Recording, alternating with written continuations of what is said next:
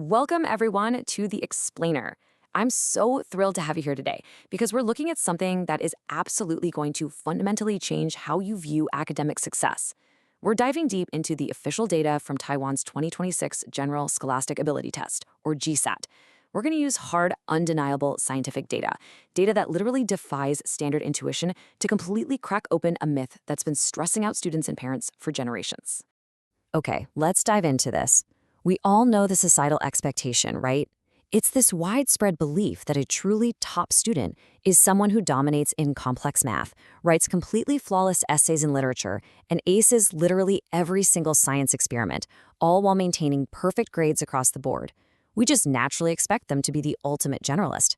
But does that expectation actually hold up when we look at the raw, unfiltered scientific data? Are the kids getting top grades really good at absolutely everything? Section 1, the generalist maze. To really answer our question, we have to look at the numbers, and not just a small sample size either. We're analyzing a massive, incredibly competitive testing environment. This right here is the foundation of our dataset today, 121,535. That is the total number of candidates who sat for the 2026 exam. Just imagine a giant stadium packed to the absolute brim, and then add a few tens of thousands more people on top of that. Every single one of these students is facing immense pressure, years of grueling preparation, and fierce competition.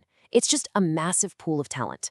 So, out of this giant ocean of over 120,000 students, how many actually achieved that mythological status of the perfect all-rounder? 23. Seriously, that's it.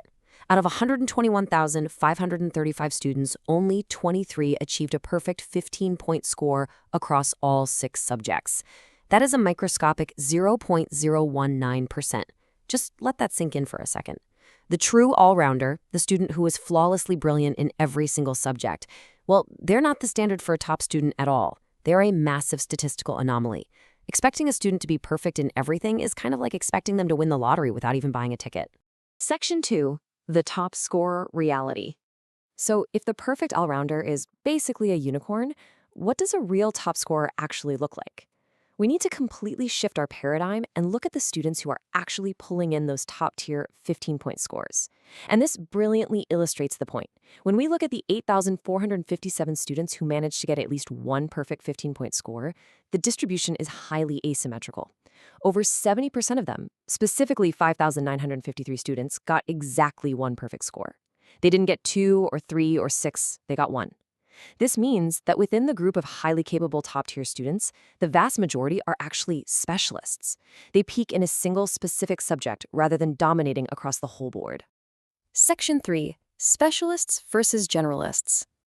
Let's put the specialized student head-to-head against the balanced student to see what the data actually tells us about human capability. And honestly, the contrast here is staggering. We have our single peak students, those 5,953 kids who broke through and got exactly one perfect 15-point score. Then, on the other hand, we have our balanced high scores. These are students who didn't necessarily get a perfect score, but they maintained a very high standard, at least 13 points, which is roughly the top 10% in every single subject. There are only 803 of them. That is a 7.4 times multiplier. It's more than 7 times more common for a student to have a single massive breakthrough in one subject than it is for a student to just maintain a balanced, high score across the board. The gap between academic specialization and all-around balance is literally a massive canyon. Section 4, the weak link effect. This leads us right to the climax of our data funnel, exploring a fascinating vulnerability hidden right inside elite test scores. Now, what's really interesting about this data is the counterintuitive twist. We have 358 students who managed the incredibly difficult feat of getting perfect 15-point scores in at least 4 different subjects. These kids are absolute academic powerhouses. But then, only 217 students managed to get a 14 or higher in every subject.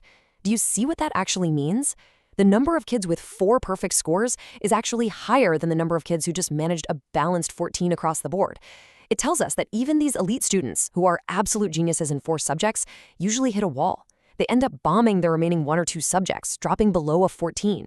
So even at the highest levels of academic power, maintaining performance across different academic barriers, like jumping from advanced calculus straight into nuanced literature, is profoundly difficult. Section 5, redefining academic success. This data really forces us to take a step back and reevaluate how we structure our educational expectations. I mean, why have we been getting it so wrong for so long? Why do we all just naturally believe in the myth of the all-rounder? Well, it all comes down to this: survivorship bias. It's a logical error where we basically only look at the winners of a specific criteria and completely ignore everyone else. Think about it. When exam results come out, the news media points their cameras exclusively at those 23 kids who got perfect scores in everything. We see them all over TV, and we trick ourselves into thinking, oh, that's what a standard good student looks like. Meanwhile, we completely overlook the reality of the other 120,000 students, ignoring the fact that specialization is actually the statistical norm for high achievers. So the crucial point here is really captured in three main takeaways. First, good grades simply do not mean a student is good at everything. High scores are almost always driven by a specific subject preference. Second, the academic barriers between subjects are very real. The data literally shows us a massive drop-off when students try to cross them. And third, and honestly this is the most important part for any parents or educators listening right now, demanding across-the-board perfection from students doesn't just cause unnecessary stress, it actually violates statistical reality. The numbers absolutely don't lie. The vast majority of brilliant minds have a distinct academic preference, a specific subject where they naturally shine. So I want to leave you with this final, provocative thought to ponder. Is it time we actually stop fighting statistical reality? Instead of forcing students to endlessly patch up their weaknesses just to fit some impossible generalist mold, shouldn't we start celebrating and nurturing their specialized talents instead? Thank you so much for joining me on this explainer. I truly hope this data gives you a fresh, empowering perspective on what it actually means to excel.